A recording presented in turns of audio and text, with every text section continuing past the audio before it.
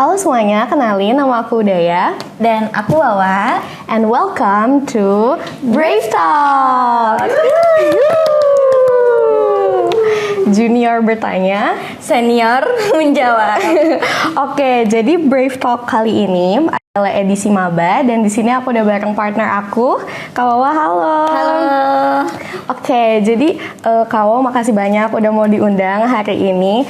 Jadi Kak Wawa boleh dong di-spill kegiatan kuliahnya akhir-akhir ini sebagai mahasiswa tingkat akhir ya Kak? Oke, thank you Udaya. Halo teman-teman semuanya, kenalin aku Azara Putri Santi, tapi biasanya dipanggil Wawa. Emang jauh ya. Iya Kak Wawa. Aku sekarang jadi mahasiswa aktif di IPB University. Semesternya semester 8. Oke. Nah, terus aku sekarang lagi aktif sibuk-sibuknya mengurus skripsi ya seperti biasa. Apakah sudah terlihat muka-muka stresnya? Ya, biasalah ya teman-teman, mahasiswa semester 8 ngurusin skripsi dan aktivitas lainnya juga. Aku jadi presiden of 1001 Cita Foundation, itu di kegiatan pengabdian masyarakat bidang pendidikan dan sosial, dan sekarang lagi handling 3 program nasional yang lagi running. Kita tepuk tangan dulu gak sih buat Kak Wawa, keren banget guys. Wah, produktif banget ya Kak ya. Oke, kita doakan Kak Wawa selalu sehat. Amin. Oke, Kak Wawa, jadi hari ini itu di Brave Talk kali ini kita tuh mau ngebahas tentang hal-hal yang wajib diketahui maba tapi gak pernah ada yang ngasih tahu gitu. Oke, jadi mungkin kita start dengan pertanyaan yang paling mendasar. Kak, apa sih perbedaan signifikan nih antara menjadi siswa dan menjadi mahasiswa? Gitu? Oke. Kalau kita ambil dari kalimatnya kan siswa dan mahasiswa. Iya, ada betul. kata maha di situ ya. Iya, Udah betul, betul. Jadi emang ini tuh udah tingkatan belajar yang paling tinggi gitu. Jadi perbedaan yang mendasarnya adalah kalau siswa itu tuh masih ada nextnya ngapain. Nah, kalau mahasiswa itu tuh udah paling atas. Jadi fleksibilitas itu tuh terasa banget di perkuliahan. Kayak kalau misalnya pas SMA, kamu kan baru tamat SMA nih. Iya, betul banget. Pasti relate mungkin ya kalau misalnya nggak datang atau datang telat atau nggak bikin tugas atau bikin PR, itu pasti gurunya marahin. Iya, gurunya marahin. Iya. Tapi kalau di kuliahan nggak, teman-teman. Kayak mau datang, mau bikin tugas, mau nggak ikut ujian ya. Suka-suka ya? Suka aja gitu. Oh alah, jadi tanggung jawabnya lebih besar ya ketika kita menjadi mahasiswa. Oke. Sama Kak, aku dengar nih katanya kalau kita udah jadi mahasiswa tuh profil WA-nya aja tuh harus pakai muka kita sendiri, kayak emang iya ya? Benar-benar, itu valid banget. Soalnya pernah temanku, salah satu temanku pas kalau di IPB itu kan waktu tahun pertama ada namanya PKU. Jadi penyetaraan dulu. Terus kita tuh diminta untuk chat dosen yang bersangkutan gitu. Oh iya. Nah, terus kawanku tuh dia anime gitu. Oh gitu, iya. Jadi suka pakai yang foto-foto anime gitu loh profilnya. Oke. Iya, wibu. Oh gitu. Bener-bener. Iya. Wibu. Terus ya udah nggak dibalas sama dosennya. Terus pas di kelas dibahas, kemarin ada yang ngechat saya anime, saya nggak tahu siapa, kata dosennya gitu. Jadi serius, biar teridentifikasi dengan dosennya. Oke. Berarti take notes guys, kalian kalau yang profil WA-nya masih aneh-aneh diganti ya, berarti ya diganti muka sendiri. Terus ada yang lebih ekstrim tau. Biasanya ada dosen-dosen yang nama WhatsApp kita itu nama harus WhatsApp-nya. Misalnya nih aku Azahra Putri Santi, jurusan dan NIM, langsung kayak gitu. Oh, harus selengkap itu ya. Dan kan kita rasanya gimana ya sama teman-teman yang anak SMA dulu yang kita masih satu grup, terus ngelihat nama kita jadi berubah kayak gitu kan. Oh iya. Kayak ngemikirin teman-teman yang mungkin belum lolos. Gitu kan. Jadi agak gimana gitu. Ada sih hal-hal kayak gitu. Oke. Oke, teman-teman, berarti ya harus di take notes ya ini buat para maba-maba di luar sana. Oke, Kak, aku sering dengar nih kalau misalkan networking itu penting banget buat kita. Nah, ketika kita menjadi mahasiswa, itu gimana sih cara kita networking? Apakah melalui organisasi atau internship atau gimana tuh, Kak? Yang paling kerasa banget memang di kampus itu tuh sangat fleksibel dan sangat terbuka luas untuk networking. Kita bisa komunikasi sama alumni-alumni yang udah lulus, yang mungkin udah punya pekerjaan yang stable gitu. Dan yang membedakan sama SMA mungkin ya sama siswa, mungkin kalau siswa tuh kita hanya ngomongnya di satu sekolah aja, yang satu angkatan mungkin 350 orangan gitu kan. Untung-untung mungkin kita yang SMA biasa ikut OSIS atau ekskul lainnya tuh bisa kenalan sama teman-teman di sekolah lain gitu. Nah tapi kalau di kampus meskipun hanya di dalam jurusan itu tuh rame banget. Iya betul. Dan kayak ada yang suka ikut business competition, ada yang entrepreneur, ada yang emang hobinya belajar jadi mapres. Jadi networkingnya terbuka banget kalau di kampus. Gitu. Nah salah satunya mungkin bisa dengan ikut organisasi. Kalau yang lagi happening mungkin ikut hima atau ikut BEM. Iya gitu betul. Itu ngebantu banget sih menurut aku. Walah, oke. Jadi lagi rame sih Kak sebenarnya kayak maba tuh punya kekhawatiran nih gimana sih caranya kita balancing antara organisasi dan akademik gitu. Boleh nggak sih Kak di spill dong tips and triknya? Sebenarnya lebih ke gimana cara kita punya komitmen sama diri sendiri sih udah ya. Kamu dulu pas SMA ikut apa? Aku ikut OSIS sih Kak. Jadi? Jadi ketua OSIS kebetulan. Ya udah nggak perlu nanya. Gimana caranya? Kan ini senior kan bertanya. Iya. Kalau aku lebih ke komitmen diri. Jadi aku baca salah satu buku, bukunya Maxwell di Leadership. Beliau bilang bahwa kalau kita dengan diri kita sendiri, kita mau males-malesan, it's okay. Tapi ketika kita punya amanah untuk menjadi seorang pemimpin, kita nggak bisa melakukan hal yang sama kepada orang-orang yang udah memberi kita amanah tersebut. Gitu. Nah mungkin karena selama di perkuliahan amanah itu tuh nggak hanya diriku sendiri, tapi ada amanah dari orang tua yang sudah mempercayakan untuk kita bisa merantau. Anyways aku ngerantau dari Riau ke Jawa Barat. Gitu. Jadi cara komitmennya itu adalah balik lagi alasan kenapa pengen join organisasinya, kenapa pengen belajar sungguh-sungguh, sehingga nanti bagi waktunya bisa balance. Oke. Ya, mungkin buat teman-teman ya di notes. Jadi itu kita harus selalu ingat sama amanah yang diberikan ya ketika ikut organisasi. Oke, Kakak tadi bilang Kakak ngerantau nih. Mungkin banyak juga nih teman-teman aku yang udah jadi maba kan pada ke Brawijaya, ke kota-kota lain. Nah, itu homesick nggak sih Kak? Gimana sih cara ngehandle homesick gitu? Iya, homesick pasti sih.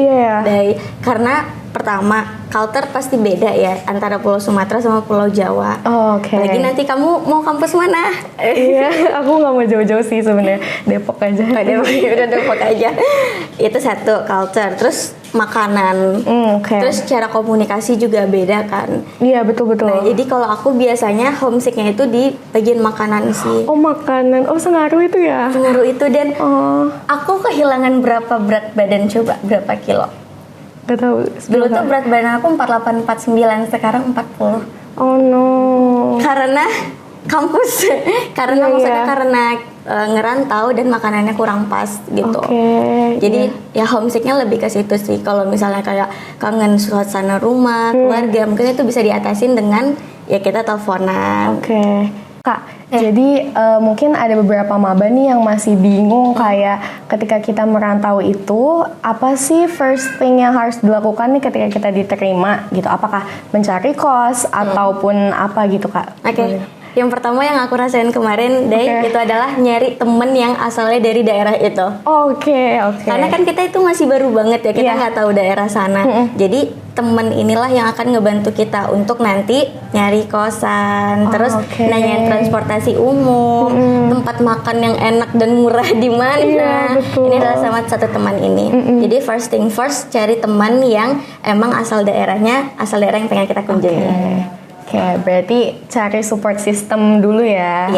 Ngaruh nggak sih Kak sebenarnya sama kan ketika kita kuliah nih kita harus menjaga diri kita sendiri nih. Yang biasanya mau makan udah ada di meja makan sekarang nyari sendiri. Nah itu kayak gimana sih cara kita mungkin mengurus diri kita sendiri ya ketika kita nanti kuliah?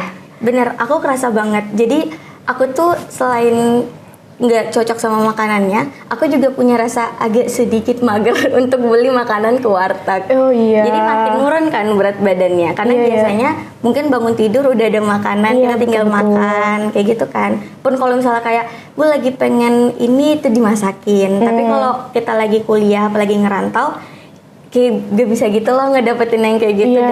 Jadi kalau aku biasanya caranya ya harus main sama temen sih. Oh gitu. Iya, karena kalau main sama temen kan ada rasa kayak kita nyobain ini yuk, ini ada yang baru nih. Jadi kita pengen bergerak terus, nggak di dalam kamar terus. Oke, jadi berarti temen itu take care of each other. Oke, ini ramai juga Kak, sebenarnya para maba tuh lagi khawatir apa ya, membuat teman di perkuliahan. Nah itu kalau di kuliah sendiri itu gimana sih, how to make friends gitu? Oke, kalau how to make friends di kuliahan ya menurutku sesimpel kita senyum sama semua orang. Oh gitu Kak, sesimpel itu. Sesimpel kita senyum sama semua orang. Mau kita kenal, mau enggak, mau di jalan atau dimanapun, senyum aja. Nah kalau misalnya kita dapat feedback yang positif, mungkin bisa diajak ngobrol, kayak nanya, kamu dari jurusan apa, angkatan berapa, terus asal daerah dari mana. Nanti tuh pasti akan kebuka, bisa connect the dots dari satu orang ke orang lain yang udah kita jumpai. Oh alah, oke, berarti harus welcome ya. Harus welcome itu banget. Gak bisa step, tuh guys. di kuliahan yang kayak kita datang nyandang tas terus udah jalan aja masuk ke kelas. Gak bisa kayak gitu, nggak akan dapet teman. Oh gitu ya guys, take notes. Take notes. Oke, berarti aku juga dengar katanya kalau di perkuliahan itu ada organisasi perdaerahan gitu, dari daerah mana itu ya? Iya ada banget. Oh gitu. Kalau di IPB itu namanya OMDA, Organisasi Mahasiswa Daerah. Oh alah. Jadi tetap ada perkumpulannya. Oke. Oh jadi itu salah satu cara menanggulangi homesick juga mungkin ya? Tapi aku sedikit kasihan sih sama teman-temanku yang di Bogor, karena mereka nggak punya organisasi mahasiswa daerah. Kan PP ya pulang pergi. Iya. Kasihan deh. Berarti nggak bisa ikutan ya kalau yang IPB anak Bogor? Kayaknya enggak, tapi ada se-Jawa Barat gitu. Oh, oke. Jadi masih bisa ya? Masih bisa yang itu. Oke Kak, tadi kan kita udah ngomongin tentang networking. Iya. Ada salah satu skill yang sering banget juga diomongin sama orang, yaitu skill public speaking. Nah, kalau misalnya kita kuliah, kan penting banget tuh. Nah, kenapa skill public speaking ini tuh menjadi penting sebagai mahasiswa? Oke, karena kalau di perkuliahan itu jujur, kita banyak banget presentasinya. Oh oke, di sekolah kamu sering presentasi nggak dulu? Presentasi sih, kayak bikin PPT gitu. Oh udah? Iya mulai. Presentasi. Nah terus kalau di sekolah tuh dulu sering ikut lomba nggak? Enggak sih, nggak terlalu ya. Nah kalau di kampus tuh kayak banyak, kayak terbuka untuk banyak lomba gitu loh. Misalnya kamu suka bikin konten, bakal ada video lomba videographer atau bikin konten positif kayak gitu tuh banyak banget di lingkungan kampus. Jadi skill-skill kayak public speaking itu pasti akan terpakai banget. Dan yang membedakan antara SMA dengan perkuliahan, kalau di dalam kelas ya teman-teman, mungkin kalau di SMA dulu kita selalu didiktein gitu sama guru. Betul. Sering lihat nggak sih kayak ada teman-teman yang jadi sekretaris, terus nyatetin isi buku, terus kita nyalin, ya kan? Nah kayak gitu kalau di SMA. Tapi kalau di perkuliahan itu tuh benar-benar dosen ngejelasin, udah pakai slide, terus kita harus mencatat. Nggak ada tuh kesempatan kayak saya kasih ya waktu 10 menit untuk mencatat, nggak ada. Oh nggak ada? Nggak ada kayak gitu. Jadi langsung nulis, terus udah selesai. Dan biasanya dosen tuh terbuka banget sama diskusi-diskusi. Jadi kayak misalnya kita mau bahas tentang climate change, karena kebetulan aku teknologi hasil kehutanan. Misalnya kita bahas climate change, itu tuh nggak yang ngasih definisi climate change adalah faktor yang mempengaruhi, itu tuh nggak. Tapi kayak yang menurut teman-teman, menurut adik-adik mahasiswa, climate change itu apa? Udah nanti nyampein argumen. Lebih kayak gitu biasanya.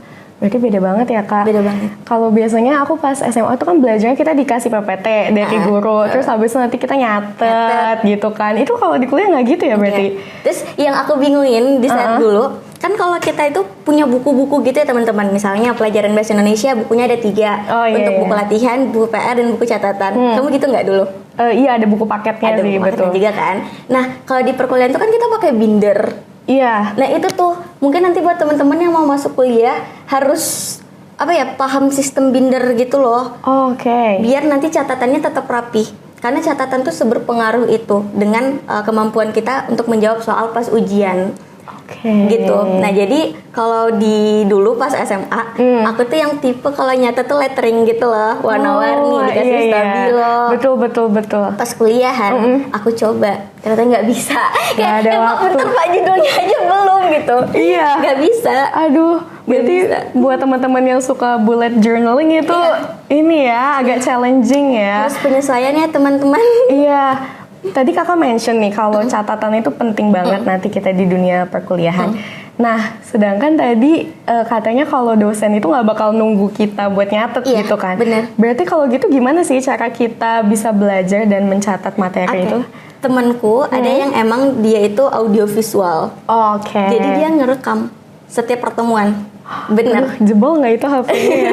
Iya. Dia ngerekam dan dibagiin ke kelas. Dia punya wow. drive sendiri. Iya. Pertemuan 1 mata kuliah apa, dimasukin ke situ terus dia bagi ke teman-teman kelas. Oke. Kayak gitu. Nah terus biasanya pas mau ujian dia ngedengerin recordan itu. Habis itu sambil nyatet poin-poinnya. Nah kertas itu yang dibawa untuk untuk ujian. Tapi nggak jadi kopekan ya. Maksudnya Iya. sebelum mulai pagi-paginya dia belajar dari secari kertas yang ditatapnya tadi. Oke. Itu salah satu metode belajar temanku. Oh alah, berarti teman-teman maba nih harus mencari metode belajarnya sendiri ya. Harus banget teman-teman. Oke, iya guys. Berarti sebelum masuk kuliah kalian harus tahu dulu guys tipe belajarnya kayak gimana. Ya. Oke, jadi Kak banyak nih teman-teman yang sebenarnya interested banget dengan dunia entrepreneurship. Ya. Nah, ketika kita kuliah nih bisa nggak sih kita mengasah itu kira-kira gimana tuh Kak? Oke. Fun fact-nya ya, udah ya. Temanku itu punya salah satu bisnis dan itu tuh Oh, pendanaannya udah sampai 1 miliar. Masya Allah keren banget guys.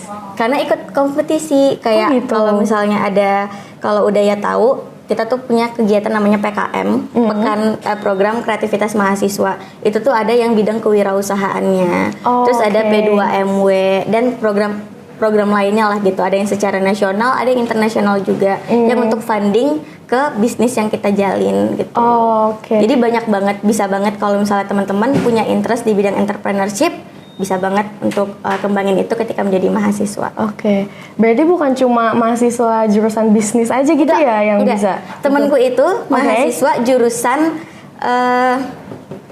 dia FMIPA. Oh gitu. Dia FMIPA. Oh, tapi bisa ya. Oh berarti sebenarnya tergantung kita mencari lingkungan ya, Yes, benar. mencari lomba. Oke. Berarti bisa diikuti semua mahasiswa. Oke guys. Berarti buat teman-teman yang tertarik untuk menjadi entrepreneur, penting buat kalian mencari lingkungan dan lomba-lomba ya Kak yang berhubungan dengan dunia entrepreneurship. Oke. Masya Allah Kak Wawa, seru banget bahasan kita hari ini.